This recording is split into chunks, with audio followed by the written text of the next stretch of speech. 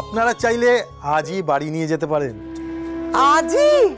হ্যাঁ, আর যদি আপনারা চান এখনই। আপনাকে অনেক অনেক অনেক ধন্যবাদ।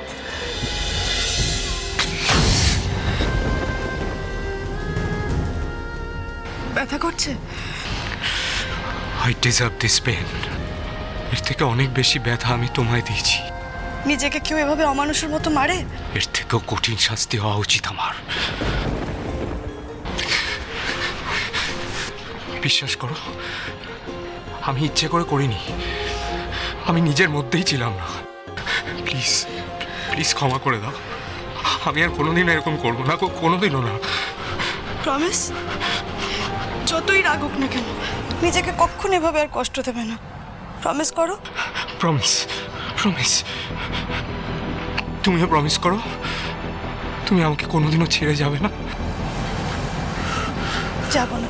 Thank you, thank you. আমি জানি তুমি বাবাকে নিয়ে খুব টেনসড। আমি প্রমিস করছি আমি তোমাকে হসপিটালে নিয়ে যাব, কিন্তু প্লিজ প্লিজ আমাকে ছেড়ে যেও। প্লিজ আমাকে ছেড়ে যেও না। আমি থাকতে পারবো না। প্লিজ আমাকে ছেড়ে যেও।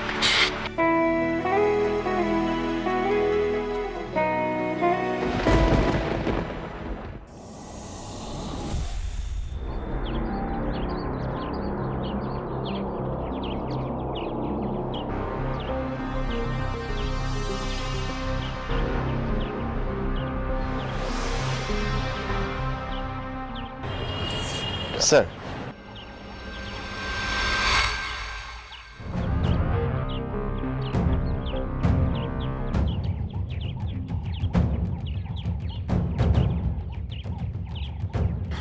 আজ আমাদের প্রজেক্টের জন্য মন্দিরে পুজো দিয়ে এলাম আমরা।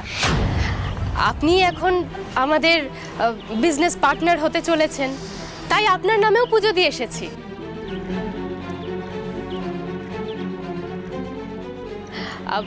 আপনি আমাদের চিনতে পেরেছেন তো? আমরা আমাদের প্রজেক্টের ব্যাপারে আপনার সাথে কথা বলতে এসেছিলাম। আমাদের ওই প্রজেক্ট, ওই সোলার জানি, এটাও জানি ওই একই প্রজেক্ট নিয়ে আপনারা প্রলয় চক্রবর্তীর সাথেও কথা বলতে গিয়েছিলেন। একবার নয়, বেশ কয়েকবার। দুটো জিনিস আমি একদম পছন্দ করি না, এক মিথ্যে বলা আর দুই সত্যি লুকোনো। না না, আমরা কিন্তু ওখানে গেছিলাম স্যার, আমরা গেছিলাম। গরিব মানুষের উপকার করতে চাই স্যার, সে জাত থ্রু দিয়েই হোক, তাই প্রজেক্টটা অ্যাপ্রুভ করাতে চাই। এই যে সত্যিটা বললেন, ভালো লাগলো। গরিব মানুষের ভালো করা আমারও ফার্স্ট প্রায়োরিটি, কিন্তু প্রলয় চক্রবর্তীর কাছে তিনটে পি বেশি ইম্পর্টেন্ট: পেনি, পার্টি, পাওয়ার। কিন্তু পাওয়ার তো স্যার এখন আপনার, রুলিং পার্টিও তো আপনার। আর টাকা পয়সা নিয়ে আপনি চিন্তা করবেন না, ওটা আমি ম্যানেজ করে নেব।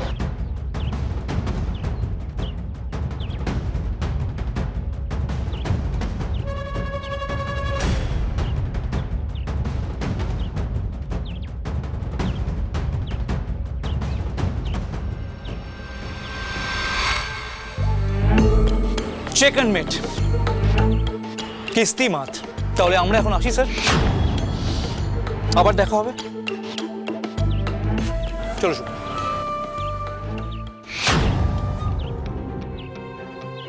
ছেলেটাকে প্রথমে দেখে ভেবেছিলাম আর পাঁচজনের মতোই, বুঝলে, টাকা আছে বুদ্ধি নেই, এখন দেখছি কাজের ছেলে।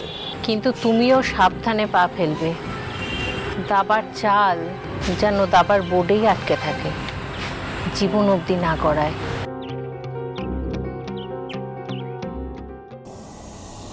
কি হলো মন্টুদা, বললেন না তো? না মানে আমি বলছিলাম যে সিচুয়েশন আর আগের মতো নেই। এই অবস্থায় উনি চাইলেও অফিস যেতে পারবেন না। আগে শরীর পুরোপুরি সুস্থ হোক। কে যেতে দিচ্ছে? আমি আছি না। কি ব্যাপার বলুন তো, দুজনেই আমার দিকে এরকম অদ্ভুত ভাবে তাকিয়ে আছেন কেন? না না, সেরকম কোনো ব্যাপার না। বাবা, ও বাবা, কেমন আছো তুমি? মা, বাবার এরকম অবস্থা কবে কি করে হলো? শ্রীনিবাসবাবু, এবার তাহলে আমি আসি, বুঝলেন? নিজের খেয়াল রাখবেন। অঞ্জনা, মা কেমন আছো তুমি? আমি ভালো আছি কাকু, আপনি ভালো আছেন তো? এই চলে যাচ্ছে আর কি। বৌদি, তাহলে আমি এলাম। আচ্ছা মা, সব কিছু সবার পরে আমি কেন খবর পাই বলতে পারো? কেন? কেন? বিনা তো তোকে সঙ্গে সঙ্গে জানিয়েছিল, তুই তো আজ এলি। কি বলছো মা? কাল সন্ধ্যেবেলা খবর পেলাম। তুমি তো জানো তোমার জামাই অফিসের হাজারটা চাপ, দুষ্টু মিষ্টু স্কুল, আমার সংসার সব ফেলে ছুটতে চলে এলাম। তারপর জানো কিছু না পেয়ে শেষ পর্যন্ত একটা ক্যাব বুক করে এলাম। 300 টাকা করে 300 টাকা খরচ করে এসেছি। আচ্ছা ঠিক আছে, তুই বাবার সঙ্গে দেখা করতে এসছিস তো, তাহলে আমার সঙ্গে ঝগড়া না করে বাবার সঙ্গে কথা বল। কি? আমি ঝগড়া করি? হ্যাঁ? ও বাবা, মা কি বলছে এটা? আমি আজ অব্দি কারোর সঙ্গে কোনোদিনও ঝগড়া করেছি? কোনোদিনও করেছি? তুমি বলো। ওরে ওরে, কাঁদিস না। কি করব? তোমার কথা ভেবেই তো চোখে জল আসছে, থামছেই না মা। আমি তো ঠিক আছি রে এখন। সত্যি? সত্যি বলছো তুমি? দেখেছো? আমি জানতাম আমি এলে তুমি একেবারে সুস্থ হয়ে যাবে বাবা। আপনার মেয়ে একদম ঠিক কথা বলেছে। ডাক্তারবাবু, ওর রিপোর্টগুলো কেমন আছে? পুরোপুরি ঠিক আছে। শ্রীনিবাসবাবু খুব ফাস্ট রিকভার করছেন। আপনারা চাইলে আজই বাড়ি নিয়ে যেতে পারেন। আজই?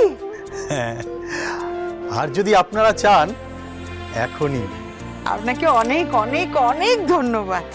বেশ, আপনারা তাহলে এক কাজ করুন, টাকা পয়সাগুলো মিটিয়ে দিয়ে বিলটা ক্লিয়ার করে দিন, আমি ডিসচার্জ লিখে দিচ্ছি।